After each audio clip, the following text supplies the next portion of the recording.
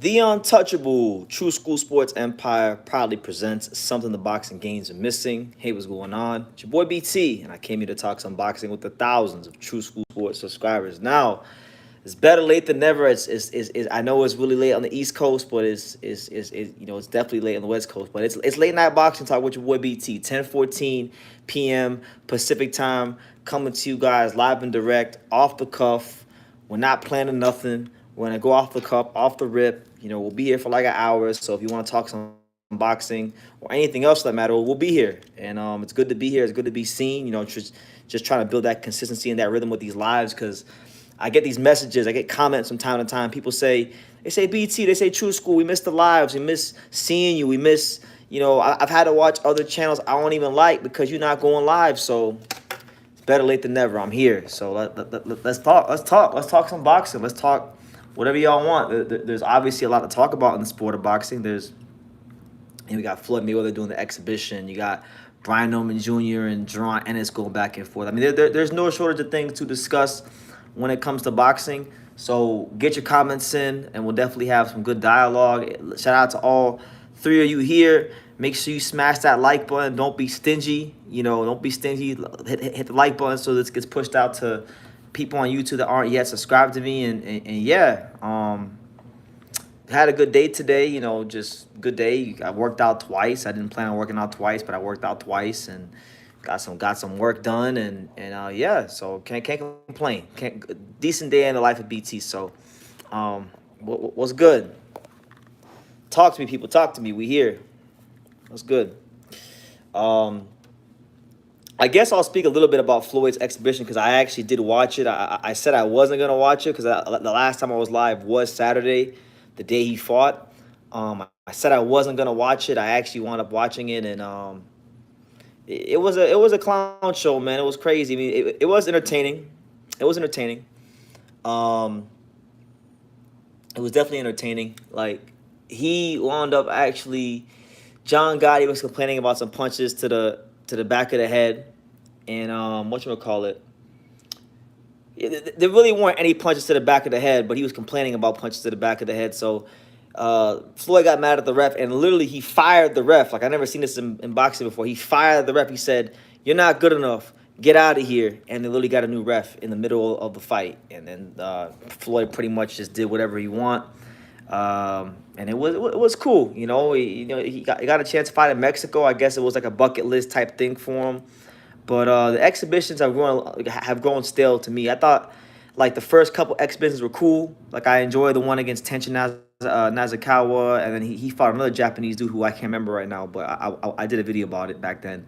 But ever since then, like the exhibitions he's done against like Aaron Chambers and was it Deji and these kind of guys, I wasn't really feeling them too much. So that's what it is. But shout out to my guy Felipe says, "Damn, it's pretty late.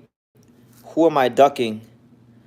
I'm not ducking nobody. I don't duck no smoke. I'm not ducking anything. I had a busy day today, and I thought, I thought I'd be live a little earlier than I was. But listen, I'm a night owl. I normally function better at night anyway. So whoever's meant to see this will see it, and if they don't see it, then they'll catch it on the playback. But shout out to everyone here. Listen, if you got any questions, you got anything y'all want to talk about, go ahead and run it by me, and I'll go ahead and I'll answer them. I'll answer any questions to the best of my abilities. Um, Brian Norman Jr. and Jerron Ennis are still in negotiations for their unification fight. I feel like that's a fight that has to happen.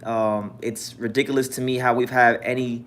It's ridiculous to me that even in the post Crawford Spence era, there's still like, I guess, politics for a fight that really doesn't make them much money in comparison to Crawford Spence or big welterweight fights in the past. So I'm hoping, within like a week, they should have that fight ironed out, and they should fight each other for unification. If not, then I think Jerron Ennis probably winds up fighting Karen Chukajan in a rematch because that's his mandatory, and I'm not against it. I love that. I love that matchup I love the rematch because Jerron Ennis looked very regular in that fight, and he needs to prove that he can deal with that style and deal with Karen. Because if you don't deal with it against Karen, then Eddie Hearn's gonna eventually put him in there against a guy like Shakram Giyashov, right? So that's how I'm feeling about that. I think what's his name, Norman, will probably Norman will probably fight Derek Cuevas. I was looking at the rankings and thinking about who he might fight. If he don't fight Tio, then I think he winds up fighting Derek Cuevas, the Puerto Rican. He's like number 7 contender, been on a knockout streak, been doing his thing. Be a cool little fight. I personally want to see Derek Cuevas fight Nicholas Flaus because they're both Puerto Rican and they're both in the rankings. But I think that's the fight he'll get because it just sounds like sometimes you don't got to think about things too deeply when it comes to boxing. Like all you got to do is just say a matchup out loud.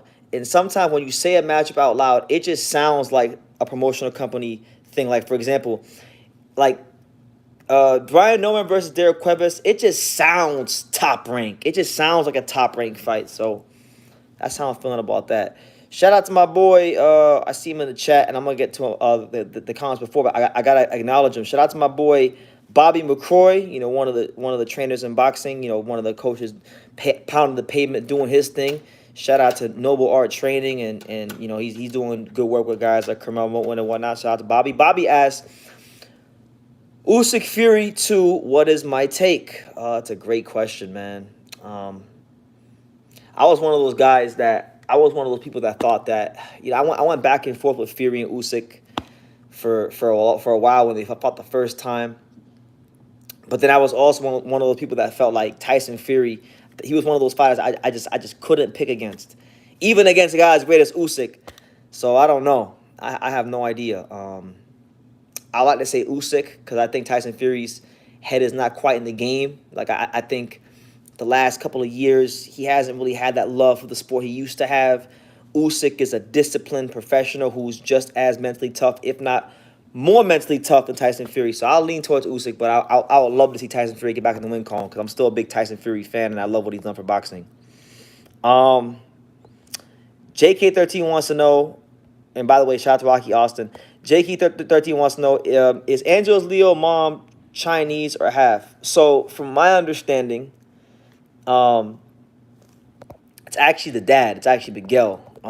Their great grandfather, or they're like someone in their lineage. I forgot if it's the grandfather or great grandfather, but someone like in their lineage is Chinese. I've seen pictures of like I think it was his great grandfather. Looked like Asian as hell. So it's crazy. Do you think Jin Sasaki, shout out to Tarzan, you think Jin Sasaki has a chance at any of the welterweight titles if he wins next week? Well, let's take a look at that. I think in order for me to best answer that question, I'd have to look at the landscape and see who we could fight. I mean, I'll tell you this, I like Jin Sasaki's chances against Brian Norman Jr. If that was the route that they wanted to go. Let me see if he's ranked in the WBO.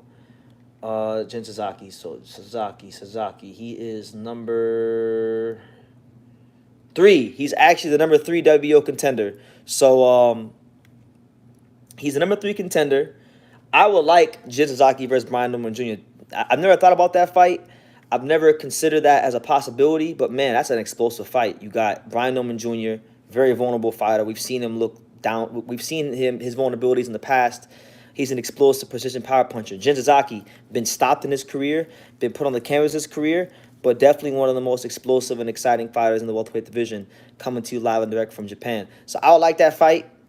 He's actually ranked higher than Derek Cuevas, who I think Brian Norman will fight if the Boots fight doesn't happen. So why not? I think that'd probably be his best chance.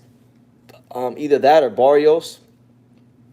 But I like the Norman fight stylistic just because of how Norman fights. I think he's going to get his chances to land like big, explosive, like power punches on Brian Norman Jr. That's how I feel. JK13 says, bro, do a video of your thoughts on the back-to-back Japan cards. I already have. It's scheduled. I don't know when it's coming out, but I did like yesterday. I think yesterday and the day before combined, I did like 14 videos, and I spread them out to post. So I think like 2 or 3 of them dropped today, and that video will post soon. So just be patient. I know it's on a schedule. I can't remember when it's coming out, but it's coming out soon. But it's a good card. I like that card a lot. I love Japanese boxing, and I like it for things like this. You know, you get two really good cards, 8 fights, 4 and 4, 4 in one day, 4 the other, 7 world title fights. Some of the most notable names, not just in Japanese boxing, but some of the most notable names in boxing in action. You got like The fight I'm really excited for that really like whets my appetite is the Takuma Inoue Seiya Tsutsumi fight. I think that's an amazing fight. I think Takuma Inoue's day to lose is coming soon, and I like Seiya Tsutsumi a lot. He puts really intelligent pressure on his opponents, and that to me is the fight to look out for. Also, Anthony Olasquaga, Jonathan Gonzalez is a great fight. You know, Anthony Olasquaga just became champion. He's hungry to get a Kenshiro rematch. Kenshiro, the amazing boy, you know, the True School Sports #7 pound-for-pound fighter, he's fighting his first fight as a flyweight, and he's going for the WBC title against former champion Christopher Rosales. So if he wins his fight, Anthony Olasquaga wins his fight, boom, you got a very exciting, scintillating rematch in the works at flyweight. So yeah, really good card. But I did it like I don't know, a 10 or 12 minute video about it. That video will be coming out soon. Rocky Austin says, I got to give Angelo Leo his flowers. Man, I was wrong. I picked Fernando to beat him. Mad respect to Angelo. Yeah, man, hey, a lot of people were wrong. I try to tell people, I didn't want to be like cocky or be disrespectful towards Fernando. I respect Fernando. But we knew that there were a lot of flaws in his style. And I was, you know, I was part of the film study team that helped, you know, fine tune the game plan to knock his ass out. So I'm proud to say that I helped. You know, it was hours and hours of studying Joet Gonzalez, watching that fight 50 times. So you know, really really good stuff, man. And I hope people won't be so quick to write him off in future fights. You know, against the bigger names in the division, like the champions and stuff, the other champions. I don't think he's gonna fight any of the champions next. I personally think he'll fight some sort of combination of a voluntary and then Tomoki Kameda, or Tomoki Kameda and then a voluntary. I don't know what order it's gonna go in, but I would think it's gonna go somewhat in that order. If I had it my way, he'd be fighting a voluntary and then Ray Vargas. But you know, I'm just a kid from Daniel who has a boxing channel. I don't make those kind of decisions. So we'll see how it goes. Well, God is the best of planners, so we'll see how it all goes. But thank you.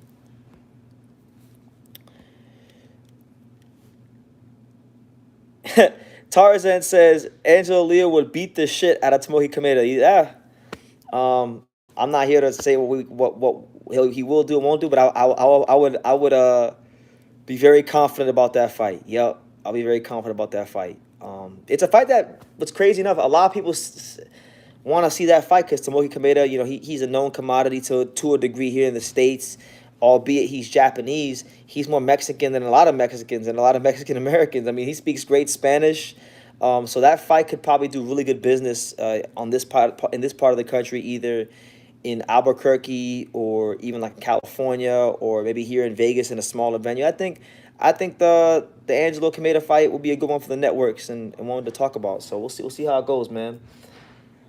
But shout out to everybody here. It's your boy BT, Brendan Taylor, the untouchable, True School Sports Empire, live and direct at night. Talk to me, people, and smash that like button. Look, how we got 15 people here, but we only got 7 likes. Come on, man. Come on, you guys can't say you missed me and then I come back and I'm only getting 7 likes on videos. Come on, let's not be stingy. It helps the channel, helps the growth of the channel. Smash that like button, man. Tomoki Kameda versus Leo Mexico? ? I don't mind it in the USA. I mean, I'm sure if the money is right and they could find a nice venue for it, then yeah, why not? Angelo's Mexican-American. Tomoki Kameda might as well be Mexican himself, so why not? Personally, I don't think it matters if it's in Mexico. I don't think it matters if it's in Albuquerque. I don't think it matters if it's in Timbuktu. I think Angelo will beat him, but it's a good fight, and he's a credible opponent, and he's a former world champion, so I respect Tomoki Kameda, and I would love to see Angelo fight him. They have sparred. They've sparred a couple times. I know from talking to Angelo. I know they sparred, so you know they know each other. Jazz says, "Do I think Angelo will last as champion?" Yes, of course I do. I made it very clear on the last live. I told you guys, and I explained it pretty well, that I think skill wise he's the most complete featherweight of the champions. It's up to him. It's up to him and his discipline and his focus and his dedication. But I think he's got a great chance to be champion for as long as he wants to be. Karma Serene says, "Show us Angelo's belt." I don't got his belt, you know. But you can go check it out in that video. It was there in that video that I dropped earlier, where he had the belt. Go check it out.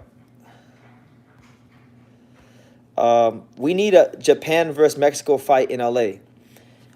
You know, I, I, I've always wanted to see if because Bob Arum has all these plans of bringing Inoue to the States and to LA, and Bob's always talking about how big Inoue is, and I'm like, okay, well, if you really think that highly of him, put him in Dodger Stadium, put the MFer in Dodger Stadium, get Shohei Ohtani ringside, and yeah, I'd like to see him fight a Mexican at Dodger Stadium. I think that'd be perfect. Why not? Think big. But he said no. That'll lose us too much money. It's too expensive. Eric Bosnian will whoop Jaime Munguia's ass on the undercard. Charlie Suarez is going to school Andres Cortez. Thank you for reminding me about that fight. I got to do a video about that fight, Charlie Suarez and Cortez. I like Cortez. I like Andres Cortez. I'm really cool with his brother Louis. I thought, objectively speaking, I thought Andres was very fortunate to get out that fight against Nova with the win. Honestly, I thought Nova probably won that fight.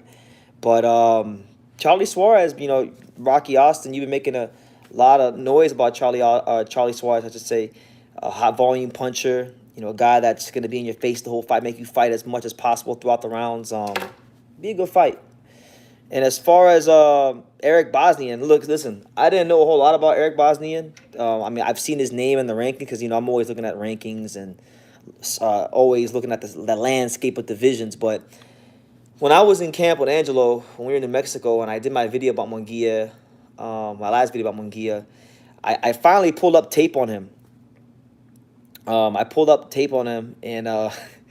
And that dude can punch. He got some real thump in those hands, and he seems to, know how to land the big shots. He knows his punching power range. So, I think it's a very, very, he's a very live dog in that fight.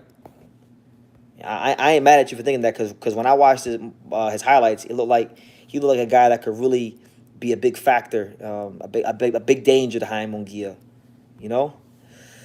JK13 says, bro, do a video of Chris Mannix, he said Maxwell, Chris Mannix smashing sneeze. No, we're not gonna do that, champ. Listen, this ain't TMZ. This ain't TMZ. Fair play to him, but this ain't TMZ. We're not gonna do all that. There's more productive things we could talk about than what another man is doing with his penis. That's just the long and the short of it, But let me know, man. I want a survey. I want to do a roll call. Where is everybody from that's watching the live? Like what city, what state, what continent? Where y'all from? Y'all know I'm in Las Vegas, the fight capital of the world, the new home of True School Sports. Where y'all at? Rocky says Shushu Carrington will whoop Suleiman Sagawa. That's a good fight. And I think Top Rank is smart because Sagawa just fought in July.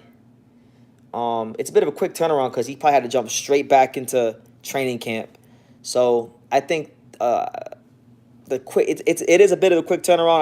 I think that'll help Shushu, and I think that it's a good fight. I always thought Shushu was gonna fight Ruben Villa at some point. Ruben Villa lost to Sagawa, so Sagawa took his place in the queue.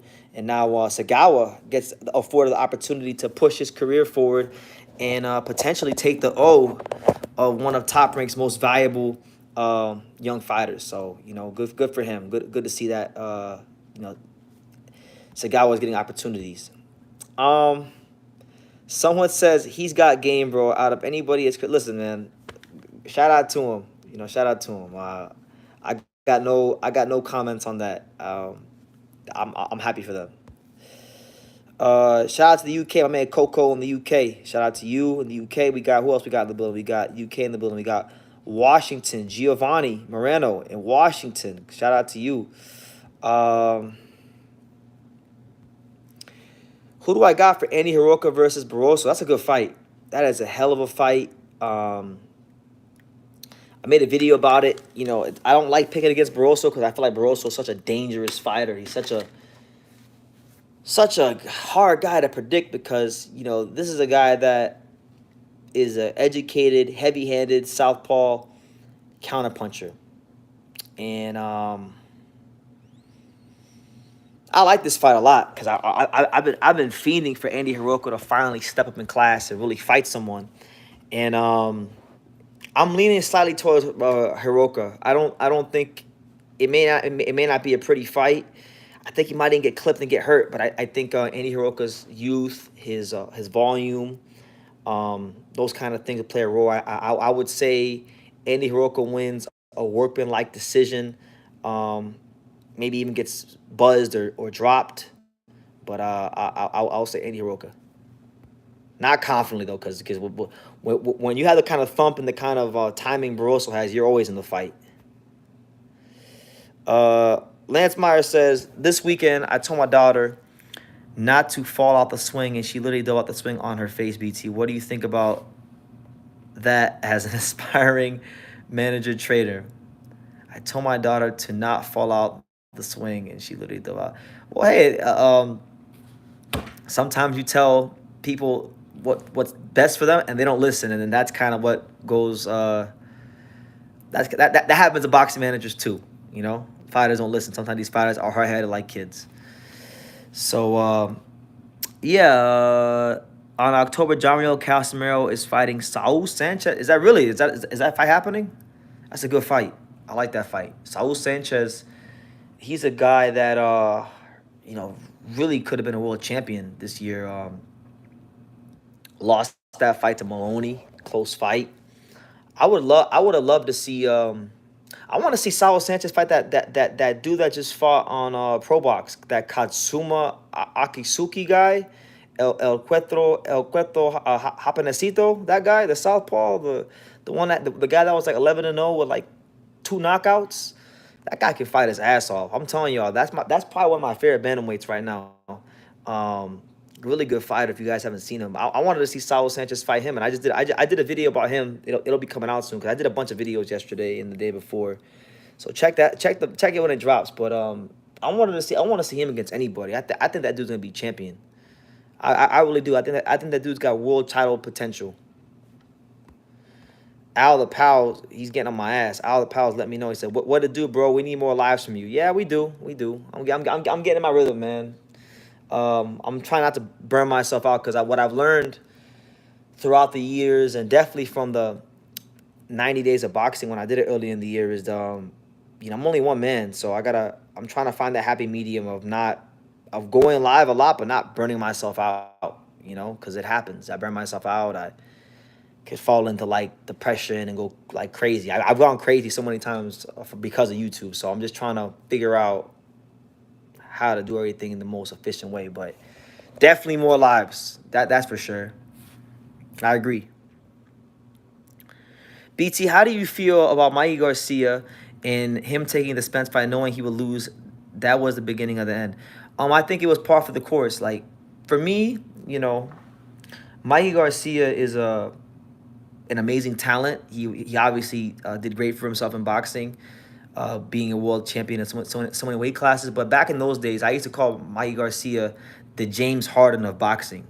If any of you watch basketball, like James Harden, talent-wise, probably like in his prime. When he was in his prime, like back in those like days when he was in the Houston Rockets, in his prime, James Harden was as good as any player in the NBA. But why couldn't James Harden get over the hump? Because James Harden didn't love the sport enough to dedicate himself to playing on the defensive side of the floor and to fine-tune other parts of his game. And that's why the Rockets could never get past the Warriors, and that's why the Rockets could never win the championship, right? So all the talent in the world, but not enough fire in the belly to fully realize his potential. And that's kind of how I looked at Mikey Garcia. And he moved accordingly. He didn't love boxing. He didn't love boxing like that. He treated it more like a business, which is fair play to him. You should treat it like a business. It's a short time to make money, and it's a hard way to make a living. But I think, the Spence fight was a win-win for him, because if he wins, he would have been a legend. He would have been looked at in a higher regard.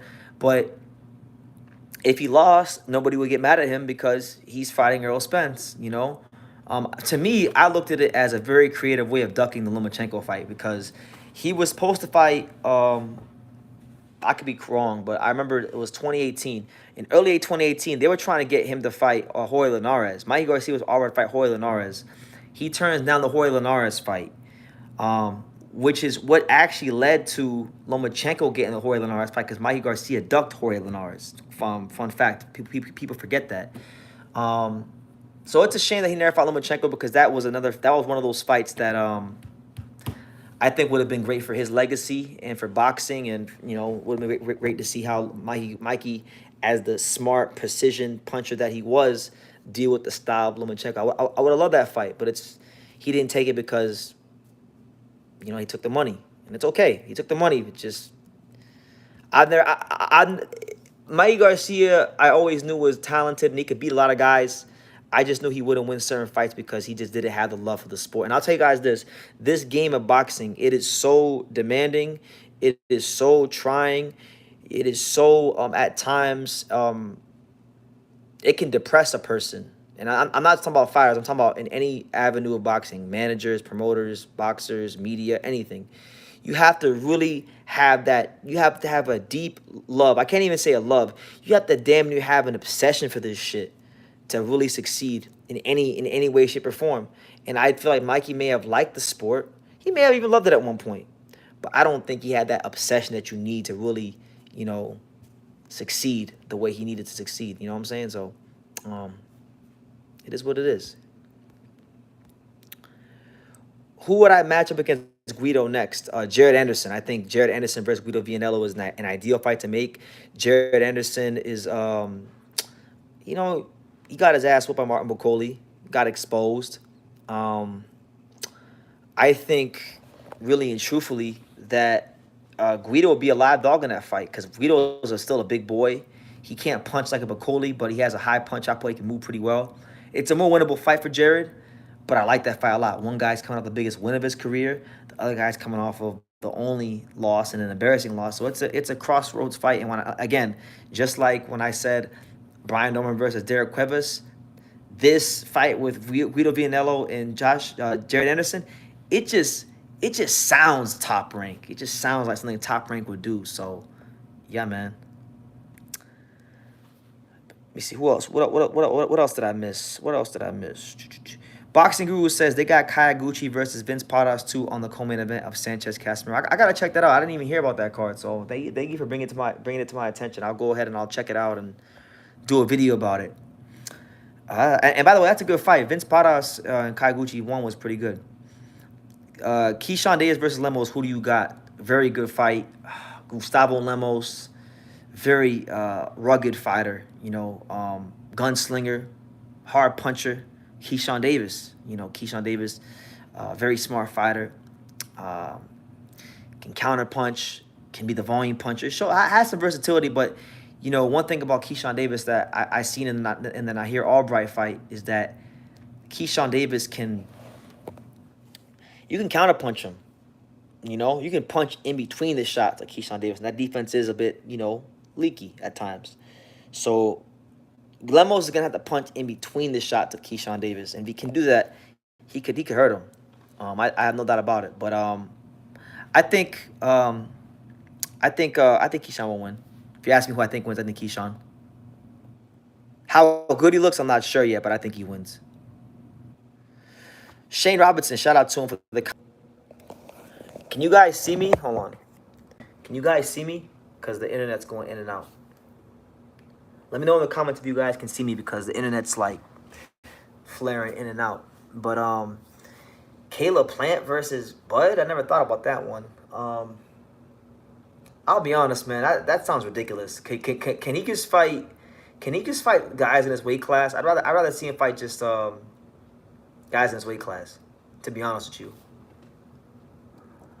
Karma Serene says you look fine. I know that's par for the course.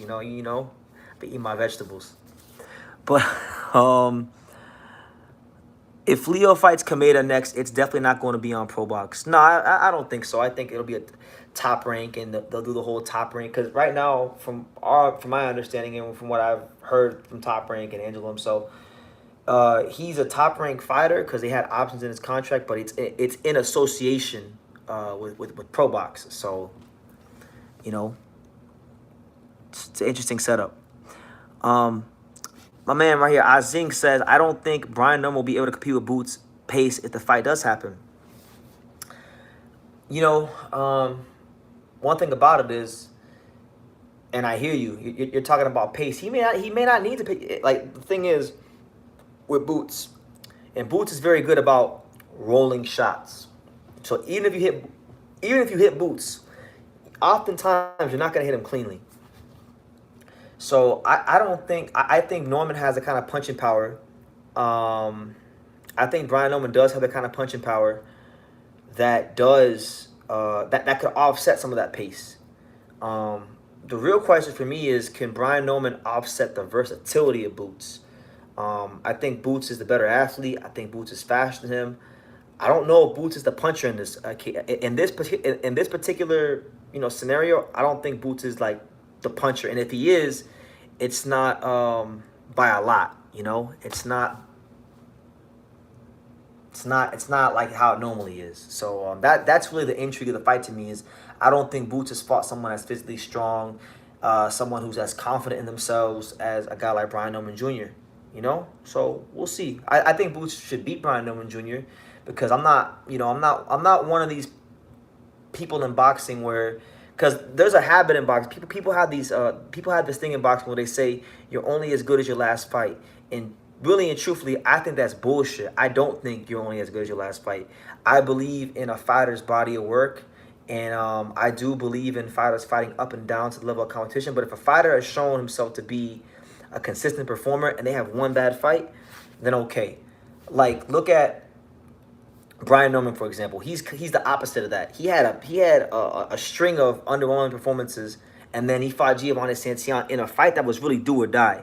If he would have got waxed that night, he was gonna get cut by Top Rank. But he showed under pressure he can fight his best. So he gets respect for that. But I'm looking to see Brian Norman Jr. build some consistency. But honestly, I don't think they make Boots versus Brian Norman next. I don't care what's being said. I think Boots will fight Karen next. Brian Norman fights either like a Derek Cuevas or something like that, and they build the fight. They build the fight. So that's what it is there.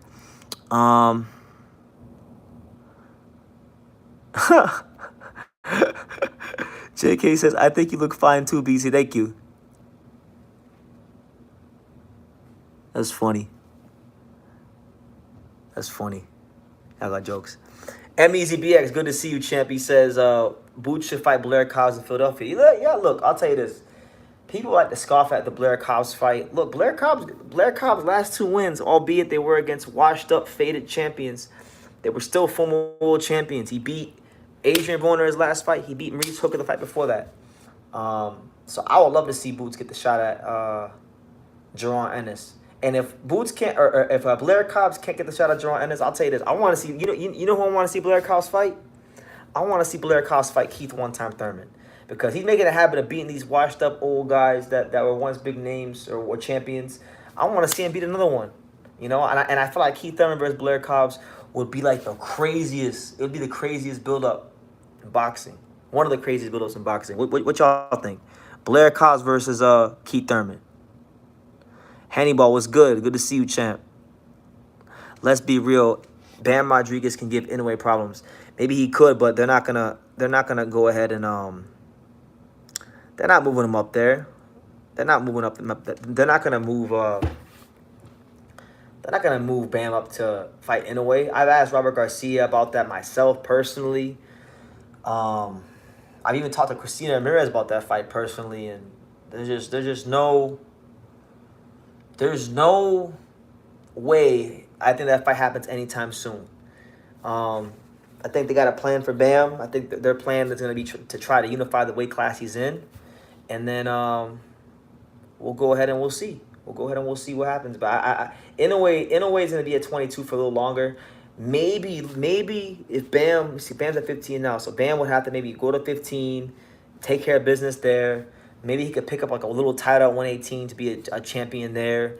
And then maybe if Inoue prolongs his stay at 122, maybe Bam catches him at the end of that. But I think Inoue winds up being a featherweight at some point and comes up, and comes to see some real smoke. At least that's my hope, because I don't want to see Inoue at 122. I'm getting tired of the 122 shit.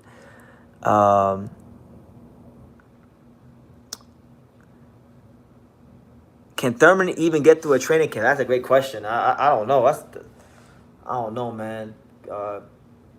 I feel bad, man, because I'm whenever I think about Keith Thurman, I get really sad because I was a big Keith one-time Thurman fan. I really did enjoy that moment in time when he was the number one welterweight in the world, because I feel like fights got done pretty soundly. He actually was what he said he was. He had an O. He wasn't afraid to let it go, and PBC did the best numbers. Like, PBC did all their best numbers when he was the guy at welterweight. When they were doing all those crazy numbers on CBS and whatnot, Keith Thurman. I feel like Keith Thurman could have been a bigger star than he was if they would have found a way to keep him active. But I can't blame him. He was getting that Waddell and Reed, that PBC hedge fund money. And that PBC hedge fund money back in them days, it made a lot of guys complacent, not just Keith one-time Thurman. So, it is what it is. I wish we could have seen him be more active.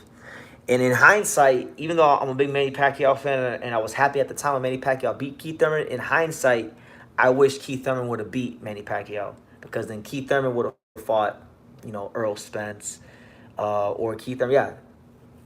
And then we would have really saw if Earl Spence was the truth,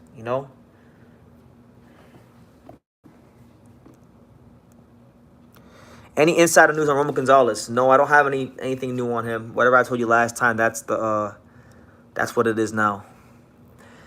JK13 says, nah, fuck Bam versus Inoue. We need an Iowa Inoue versus Junta Nakatani at 122 or even 126 in the Tokyo Dome. That's a big fight. I'm a big Junto fan, so I wouldn't mind it. Selfishly, I want Inoue to come to 126, and I would like Angelo Leo to get the fight at some point. But that's a great fight. That to me is the biggest fight that could be made in Japan, and I really think that Inoue can lose that fight. I think Junto is more than good enough to beat Inoue, because Junto's not like most Japanese fighters. Junto has the Japanese discipline, the Japanese fundamentals, the Japanese down the middle punches. But he's been training at Rudy Hernandez since he was a teenager, so he's got a little bit of Mexican style. He can fight in the pocket a little bit. He can definitely fight tall, and he's perfected the art of being tall, fighting tall off that long-rangey frame. He could be the volume puncher. I think he's got some remedies for Inoue. So we'll see. We'll go ahead and see, man. But meet your boy BT, man. Late night. Smash that like button. We here. Long day for me. Worked out in the morning. Then after I worked out in the morning, went to the boxing gym. Trained a little bit with Angelo, and now we're here. BT, who do you think is the weakest champion at 126? I think it's Ray Vargas. I think Inoue could fight him in his first fight when he goes up. I would definitely say, in order, the weakest champion from weakest to strongest, I would say Ray Vargas.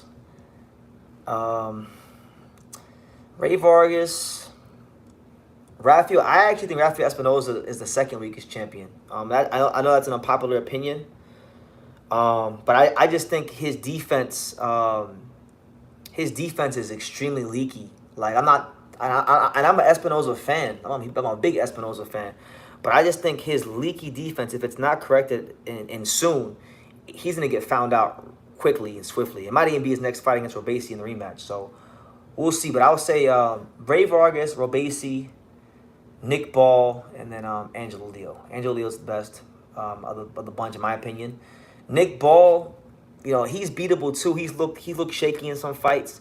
But I just think Nick Ball, like, he's 5'2". He's built like a fire hydrant. He throws a lot of punches. He's hard to deal with, and he's hard to deal with for 12 rounds. So I just think it's more so like his dimensions and his style and the way he fights, and he can make you look ugly. Look how ugly he made Ray Vargas look in their fight. Look Raymond Ford. Raymond Ford's a really sound technical fighter. Made him look ugly in parts of their fights. So it's like, I just think his style is difficult to deal with because of how he fights and his dimensions. So yeah, I would say Vargas, Espinoza, Ball, Angelo. And I know it's unpopular because I know a lot of people are riding the Rafael Espinoza train and they think Rafael Espinoza is the best featherweight. I think if he cleaned up his defense, he'd have potential to be the best featherweight. But I just don't think that's gonna happen. He's been Rafael Espinoza has been professional for 11 years. He turned pro in 2013. So he is what he is at this point. He's not gonna change too much. You can fine tune some things, but he pretty much is what he is at this part of the ball game in his career. So I just think he'll be fun. He'll be here for a long time, or he'll be here for a good time, but not a long time. That type of thing. Adam Hurley wants to know what do I think of Nikita Zoo. I like Nikita Zoo. I've only seen him fight I think once. I covered one of those fights. Like I did videos about one of his fights. Good fighter. I think he's a lot more defensively leaky than Tim Zoo. He's a lot more raw, but a fun fighter to watch. I gotta watch more of him. I know he's fighting soon, so I'll have to check him out. But I like him. Will Angelo Leo be back on Pro Box? I don't think he will be, to be honest. Nick Ball versus Angelo Leo would be a fight of the year contender. I think it'd be a great fight. I don't want to get into game plan stuff, but I just think that their styles mesh very, very well. And we'll see. Hopefully, Nick Ball keep that belt, and hopefully Nick Ball keep that belt and beat Ronnie Rios, and Angelo keeps winning, and when the time is right, they can unify. Fundora versus Spence. What's your opinion on that?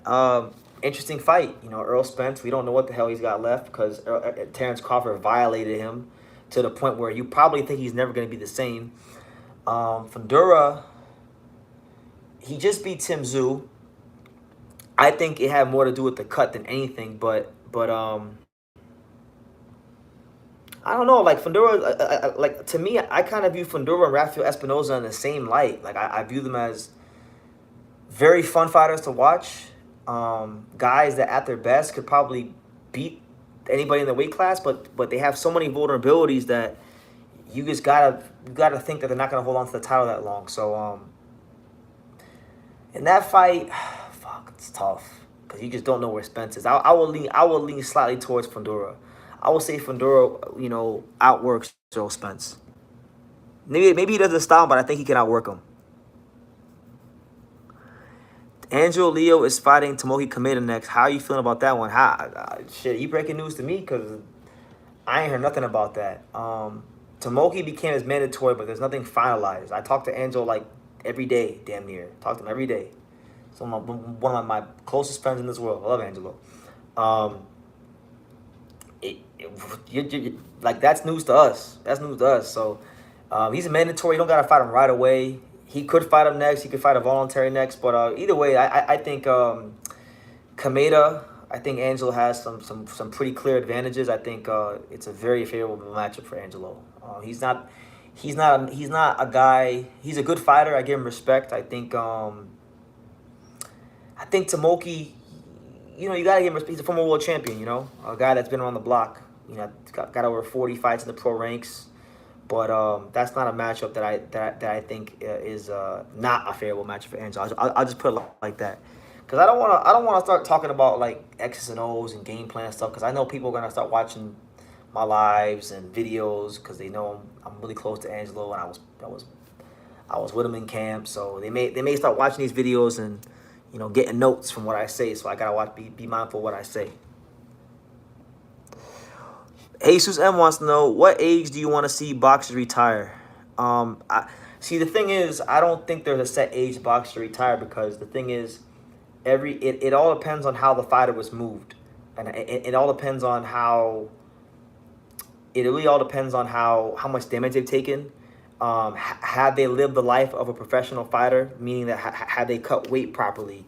There's no one size fits all answer for that question, because there's some fighters that, they may be 27, but it's an old 27. That's why you get guys like, what's his name? Who was that guy? Who was that guy that retired early? Alex Saucedo, remember him? Alex Saucedo, the 140-pounder. He was a guy that Top Rank was big on. He was getting fights in Oklahoma City. They were overpaying Maurice Hooker to come because they thought he would beat him, and then he got knocked out, and he was in a lot of wars. He retired really young because the wars, it took a toll on him. But then you get guys like a Terrence Crawford still going strong at 37. You get fighters that can fight late into the 30s. So there really is no one size fits all answer. And the thing is too, depending on the weight class, heavyweights generally tend to mature and age differently than guys in the lower weight classes, because in the heavyweight division, these guys had that one punch power. Boom, that's it. It's better to just get knocked out with one punch than these 118, 105, 112 pounders.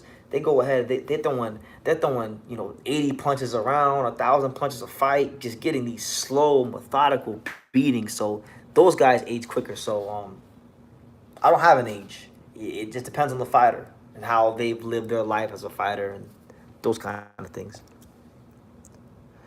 Mayweather versus Gotti was trash. Carmel was fighting the local cornman. Come on, bro. He needs some rounds, not just first round knockouts. Yeah, I'm all about matchmaking, and trust me, as somebody who at times, especially earlier this year, I had ambitions to be a boxing manager. I don't know if I still have that same ambition to be a boxing manager like I used to, because there's a lot of things that you need to have in order to be one, and it's just not something I think I'm willing to go through. But I am very interested in the science of matchmaking and building fighters and prospects and fighter development. So I've always had a manager's mind. I'm all for, and I completely understand fighting. I'm all for fighting guys that to build your record, but they got to give you some sort of resistance, And this Carmel Moulton opponent, he fought a guy that hadn't fought in 6 years. And, I mean, I'm talking about they scraped the bottom of the barrel. They scraped the bottomest barrel they could find. And Carmel Moulton did what he was supposed to do. He knocked this guy out like in a minute in the first round. And truth be told, it was a pointless win because I feel like, it didn't do anything for Carmel's development. He didn't learn anything. He didn't get any rounds to get sharper. In my opinion, and see, this is the thing people don't understand. You can get first round knockouts, sometimes, but like this matchup was so counterproductive. It was super counterproductive for his development, because he already knows the result going in. And I'm not saying it's gotta be like a hard fight.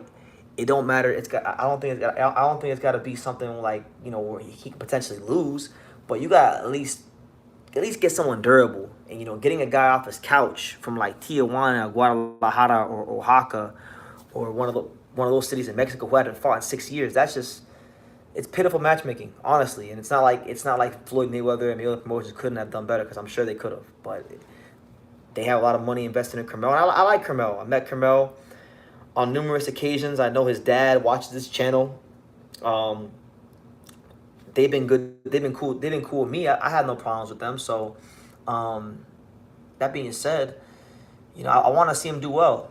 But that kind of matchup is not. That kind of fight is very counterproductive. Lance Meyer says, "I respect you as a pundit, matchmaker, whatever you choose. Just keep going, BT. Create your lane. You have value." Thank you, man. And I like hearing things like that. Because this grind with boxing, man, people only see like the videos, they only see the lives, they only see the interviews, they only see like when I hit these milestones and I travel and go to fights, but they don't see all the bullshit that I go through sometimes, and I don't really complain about it to too many people. So, but thank you, I appreciate that. That's like the best. That's like the best thing anyone's told me today. So yeah. Thank you. I have a heart for fighter development, and I have a heart for seeing young fighters do well. And it's something in boxing that I don't think I'll ever get tired of, watching upcoming fighters develop into champions. Shout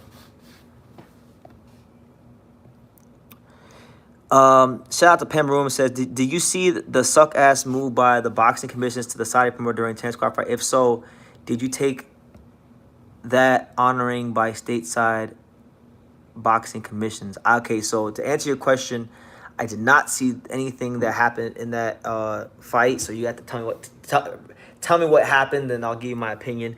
And to be honest, when it came to that fight, I was there. I was in LA. I was at the fight. But to be honest, by the time Crawford and Madrimov came on, I was ready to go home.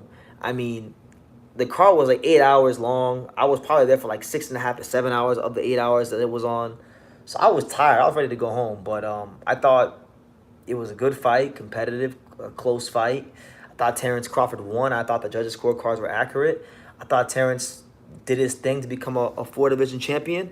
But I do think, I'll be honest with you, from what I saw, I think Terrence Crawford has lost a step. Not saying he's washed up, but he's lost a step. And that happens. Do you think Turkey is good for the sport? I think Turkey Al-Sheikh is good for the. I think he's good for the fighters short term, but I think he's bad for the sport long term. And the reason is, and I'm not trying to be a Debbie Downer or hate. It's just, okay. The Saudis, right? The Saudis are supposed to have all this money, which they do. They have money to burn, right? So then why is it a problem if they lose money on a Canelo Benavidez fight? Why won't Turkey pony up the money and lose the money that they say they have to burn on the Canelo Benavidez fight? You know, if they have money to burn, why have they not started tournaments for other weight classes? Like, for example, I'll give you an example. I talk about the featherweight division a lot, right? Okay, you got 4 champions. You got guys that, are all good fighters. If Turkey really wanted to, Turkey could literally pay all the champions at featherweight, way less than he'd pay a Canelo or Benavidez or a Tank, and they would still be their career high paydays, and they could be in the tournament and fight each other. You could literally put Nick Ball, Ray Vargas, Espinoza, and Angel Leo in the tournament at a good price where they're not going to be price gouged, and losing money, too much money, and boom, you got a tournament. Nope, we ain't getting no tournaments from the Saudis. The biggest reason why I genuinely think Turkey is bad for boxing long term, and this is my number one reason. I've been sitting here talking about fighter development, and I just don't think that fighter development is a focus of the Saudis. The focus of the Saudis is to make the biggest events possible, to bring eyeballs to the event, to advertise their country. So as a byproduct of that, if you're putting on these supercards every single time out, then where are the future stars getting developed? Where are the stars of tomorrow going to get their rounds and get their shine? And because that's how it is. Boxing's always been that way. You always have some sort of fighters on the undercard developing so they could be tomorrow's superstars. But if there's nobody developing on these undercards, then who's tomorrow's superstars? These are the things that I think people aren't thinking of because everyone's so fixated on, I want to see better Bia Bivol. I want to see the big fights. But nobody's thinking about that. So that's just me. And on top of that, I do think he is an extreme egomaniac, and I do think like him having a problem with Tim Tszyu to me is a big red flag.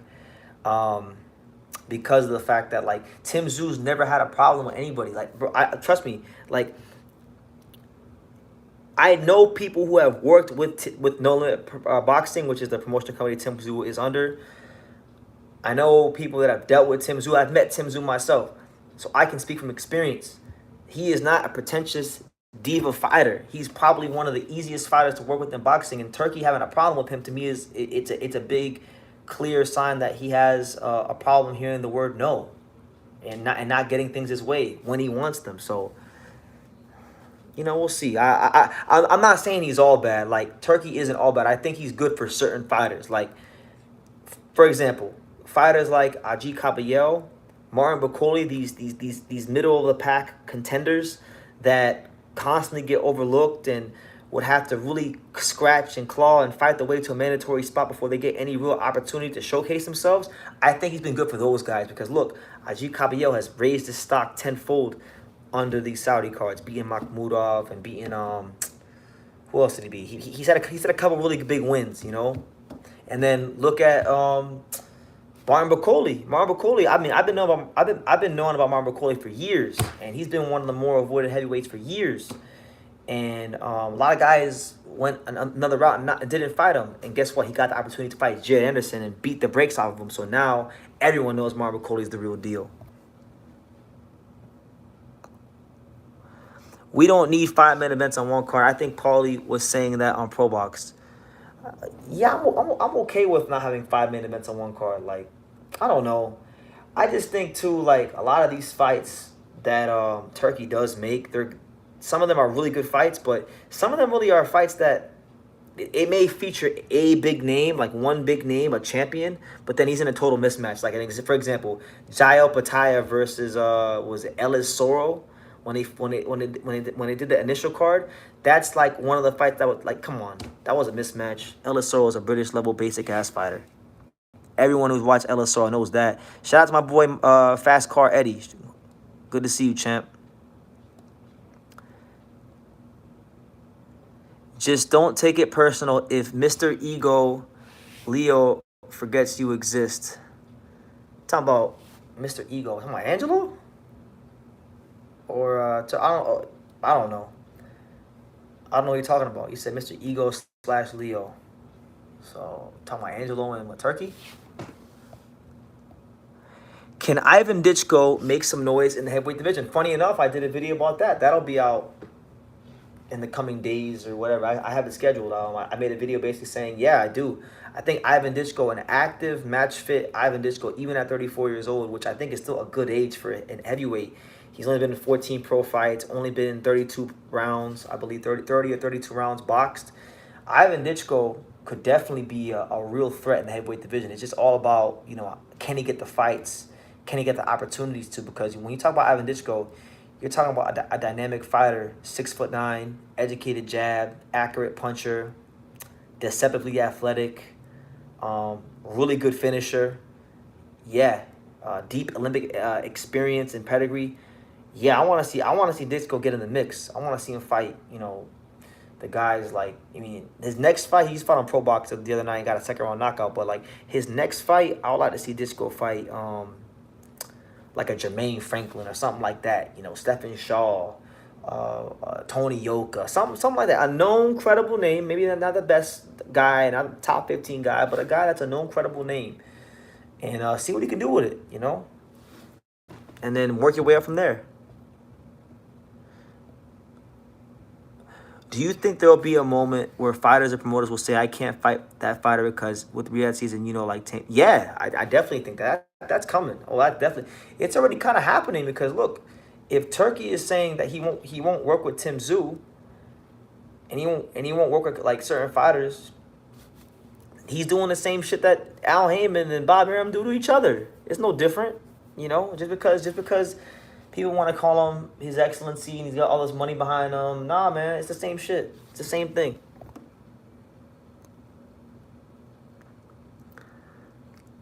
Is Tim's next bout no easy test? You're talking about Bakram Murtalasiev? I got to watch him some more.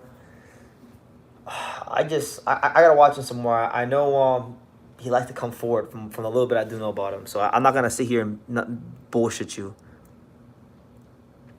What happened to Tio versus Norman? I don't think it fell through. I think it was something. It's an idea that's been discussed, but I don't think it's been a negotiation or anything. So, but it is a fight. I do think will happen.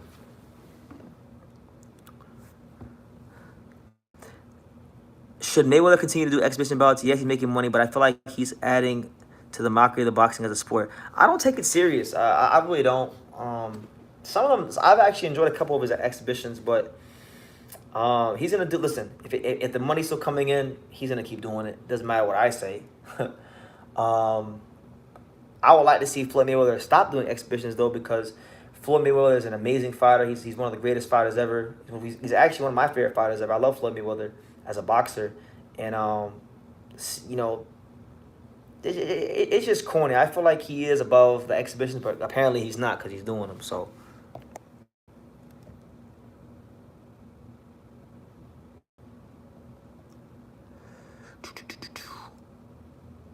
I didn't watch Rosario versus Hurd. I didn't get a chance to watch that. I watched I watched most of the undercard, but I didn't like watch the actual main event.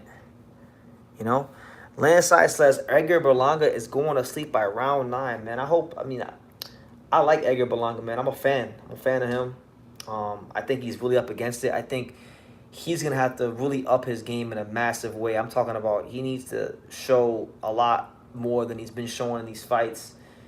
I need to see an educated lead left hand probe. I need to see some feints. I need to see the power punches mixed in with all that.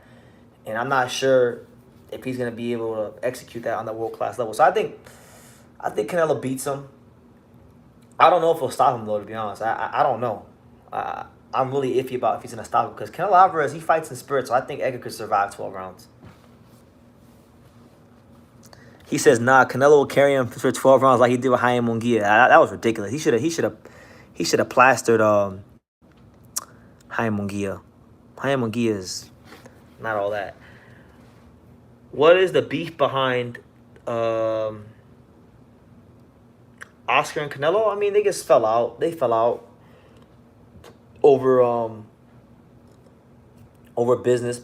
You know, it's normal like bitter boxing business stuff. Then at the same time too, I feel like Oscar has an ego and Canelo has an ego, and you know, they just fell out like a lot of people do in boxing. Canelo doesn't knock out Hispanics or blacks, so the ICR. Let me see. Is there any truth to that? Let's see. He knocked out Caleb Plant. He knocked out pretty much all the British fighters he's fought. Shit, you might be right. You might be right. He didn't knock out Cotto. Who is it? Hold on. Let's look that up. He didn't knock out Jacobs. He knocked out Kirkland though. Kirkland was a black guy he knocked out. Let's see. That's funny. Let's see how many Hispanics or because this is crazy. Okay, so Canelo Alvarez. Here, we'll do it like this. Look, we'll go to BoxRec. I'll show you guys. Look, so look, we're on BoxRec right now. Jaime Munguia didn't knock him out, so he didn't. Charlo, I mean, he couldn't knock out Charlo. He was black. He didn't knock out Ryder. Didn't knock out Golovkin. Knocked out Caleb Plant, white boy. Knocked out Billy Joe Saunders, white boy. Knocked out Avni Yildirim, European. Callum Smith didn't knock him out. Kovalev, European. Jacobs, black guy, didn't knock him out. Who was the last Mexican this guy knocked out? He didn't. Oh my God, he didn't even knock out Chavez. He didn't knock out Chavez. It's pitiful. He didn't knock out Lara. Okay, so Angulo, you had to go back 10 years. 10 years. Did he knock out? Well, he knocked out Josecito Lopez, and I'm sure he knocked out Alfonso Gomez. So you had to go back, 10 years plus to go to the last time Canelo knocked out another Hispanic fighter. So yeah, you know what? You got a point. Normally I would say don't make it a race thing, but fuck, if it's a fact, it's a fact. You can't refute the facts.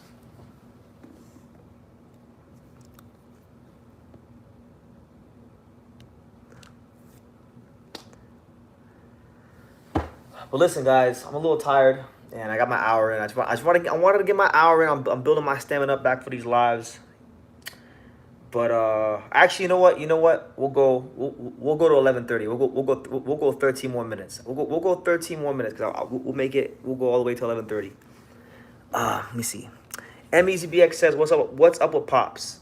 He's good, man. I mean, I was trying to call him today. I couldn't get a hold of him today, but he's good. He's out there in North Carolina doing his thing. And Vegas doing one thing. I miss him. I miss my dad. I missed the live fight reactions we had together. It's been kind of hard because he's in the Eastern time zone. I'm in the Western time zone, so it is what it is. Hopefully we'll sort something out soon. Pam Room says get a haircut. You're not lying. I do need to get a haircut. I'm still in camp mode. But I got my hat. So as long as I got my hat, I'm good. If I got the hat, I'm okay.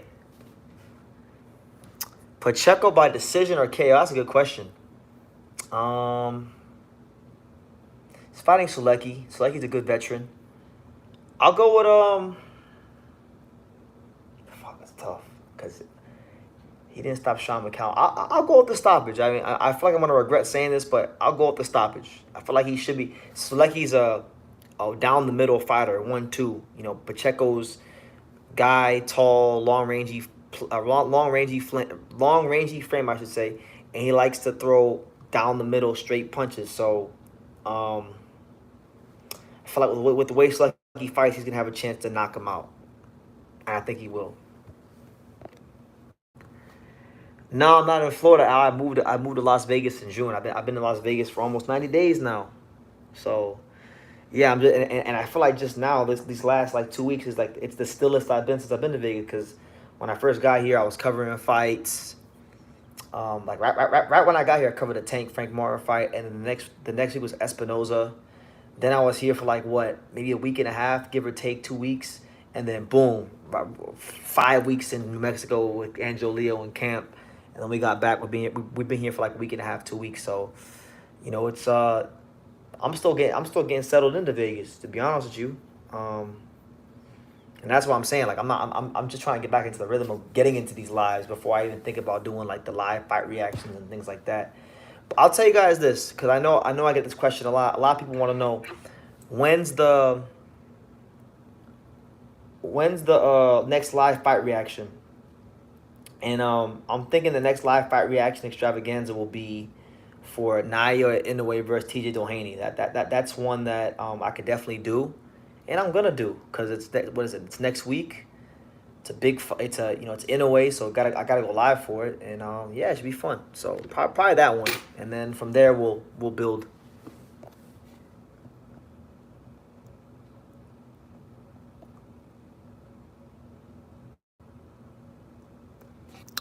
Watch Berlanga be a cherry pick gone wrong, man. If Chavez Jr. survived with Canelo, man, Berlanga. That's what I'm saying. Everyone, everyone likes to. I don't know. I don't think Canelo Alvarez is the. He obviously can punch hard, but I don't think he's the knockout artist that everyone says he is. And that's why I'm not so quick to write off Edgar Berlanga. And that's why I'm not so quick to write off him going the distance. And the thing is, okay, if Canelo goes in there and he tries to exchange with Edgar Berlanga, and he just tries to mow him down. One thing about it is this: Edgar Berlanga can punch. He's got real, natural punching power, and it should be taken very seriously, because if it is not taken seriously, and he clips Canelo the wrong way one time or a couple times, then we may have a new Puerto Rican star on our hands. You know, I'm not ruling it out because I think Canelo, he's a smart fighter, but I think.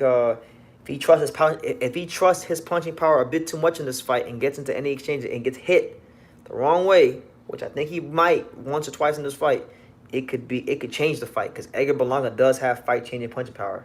Obviously, Canelo's the favorite. Obviously, he's the overwhelming favorite. Obviously, he's the smarter fighter, the more experienced fighter. I get all that, but he's also a fighter that fights in spirit. He's also a fighter that, apparently, according to Ala Powell, he don't knock out Hispanic fighters. So, boom. Did you watch any of the Olympic action? It seemed like USA was non-existent. Yeah, I had a chance. I didn't like watch it live, but I was following it, and I would watch the highlights, and I would watch anything I could. Yeah. First of all, I thought the USA got screwed. Jamal Harvey got screwed in the fight against the Uzbek. He dropped him. They didn't call it. He should have won that fight. He got robbed out of being a medalist, and probably would have been a gold medalist, but they screwed him badly, in that fight. That was probably the worst one out of all of them. Joshua Edwards, the heavyweight from Texas, I wasn't as high on him as Harvey, but he got screwed in his fight. He boxed the shit out of the dude he fought, and then they robbed him. So I really think the Olympics, if you want to just be honest, I think the Olympics had so many. This is one of the most politicized, political Olympics ever, and I think there were so many agendas at play in this particular Olympics to where there was no way in hell they were going to let a U.S. male win a gold medal, We're lucky that Omari Jones even got a medal, to be honest with you. So it's unfortunate because I had very high hopes for this team, but they were screwed. Honestly, that like literally like three. It wasn't just like one person got screwed. It was like 3, 4, 5 Americans got screwed. So It is what it is. But yeah, Marco Verde, the Mexican, he made a lot of waves in the Olympics. I know he fell short in the gold medal match. Very talented fighter. Looking forward to seeing what he does in the pros. I think he's got a chance to be a big star when he gets to the pros. So him, who else was there? I know who else am I missing? I can't think of anybody else. But yeah, the Uzbeks won like 5 gold medals. So yeah, I had a chance to watch and follow a bit of the Olympics. You also had the biggest story of the Olympics, not just boxing, was Ayman Khalif, the the boxer from Algeria that supposedly a woman but has XY chromosomes and these kind of things, and has elevated levels of testosterone, which you can never fight with in professional boxing, but all of a sudden you could do it in women's Olympic boxing.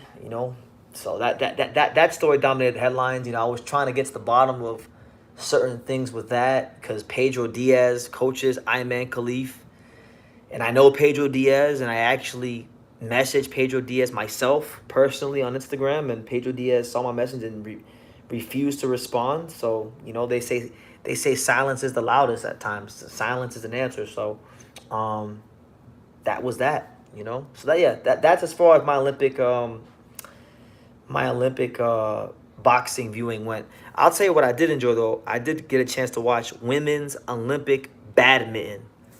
Amazing. I had a great time watching that. So that was fun. Women's Olympic badminton and women's Olympic volleyball, beach volleyball. I had a great time watching both of those sports. Is she a man or a lady? I'm confused. And exactly. So Iman Khalif is apparently a woman, but Iman Khalif has male chromosomes, which is and failed a gender test and these kind of things. And Iman Khalif, I don't know. It's bullshit. She shouldn't even been boxing. But that's the world we live in now. Right is wrong, wrong is right, and there's no absolutes. So when you live in a world where there's no absolutes, there's no such thing as absolute truth. Shit like this happens. So it's just a sign of the times. That's how I view it. But I personally think Ayman Khalif is a man, because you can't sit here and say like the amount of mental gymnastics you got to do to convince yourself that Ayman Khalif is not a man is ridiculous. If if if someone has male chromosomes, they're a man. That's just what it is. I didn't make the rules up. I just the truth. So, um, that's how I feel about it. But they let Ayman Khalif fight. Ayman Khalif won the gold medal, of course, because Ayman Khalif is, in my opinion, I think Ayman Khalif's a man. So he won. And yeah, and you know what was sick? I'm gonna tell you what was sick, and this is the last thing I'll say about this.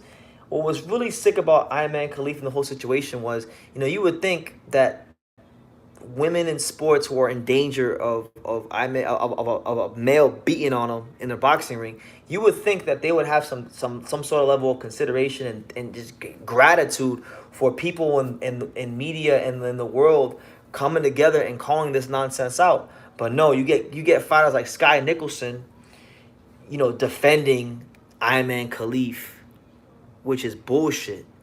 So since Scott Nicholson wants to defend Ayman Khalif, if Ayman Khalif turns pro and beats the shit out of Scott Nicholson, I don't want to hear anything. I don't want to hear anything bad about. I don't want to hear any complaint from Scott Nicholson, because Scott Nicholson's defending this. So, um, that's my honest, blunt thoughts about it. If you want me to tell the truth.